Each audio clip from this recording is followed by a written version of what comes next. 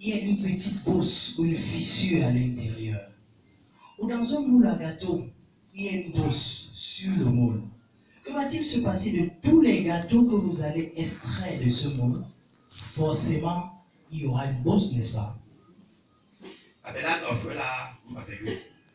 Parce que on me dit au bout de me renomme gâteau là. On met de me dire à oule, mou to ou ne tabiaya ni pour là. Bon, bah oule, y a me pour un chop y a un mot fait le mot, mais en là, mon point que va gâteau le ou mouli, y a que les tout. Monsieur pour cham là ou me dit pour cham. Donc comme on a. Le moule qui a fabriqué tous les humains, c'est Adam et Ève. Et en accouchant le premier enfant, ils avaient déjà péché. Donc il y avait déjà cette bosse en eux.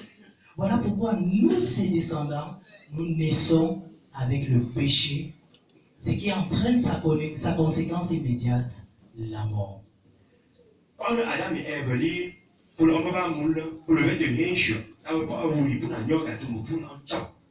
Il y a un bon aller. Pas de pour le ici là, pour l'homme si on peut pas bon là. Bon, pas bon là, mais quand il y a un super. Le super est là comme ça, elle est là comme ça.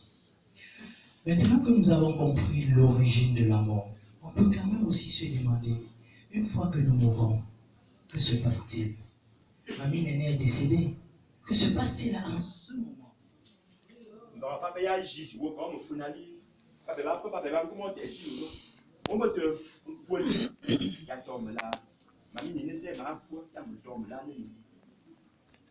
Certaines religions enseignent que lorsque quelqu'un meurt, il y a une partie de lui qui survit à la mort du corps et qui continue à vivre ailleurs.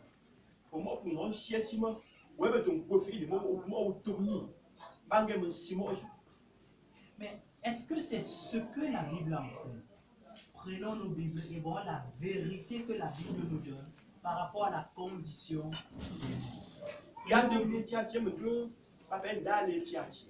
Si oui, le tiati, nous, nous, y a ton tiers, ouais, quoi. Prenons Ézéchiel, chapitre 18, le verset 4. Et en lisant ce verset, on va réfléchir à la question, l'âme est-elle immortelle, comme le prétendent plusieurs religions aujourd'hui? Prenons Ézéchiel, chapitre 18.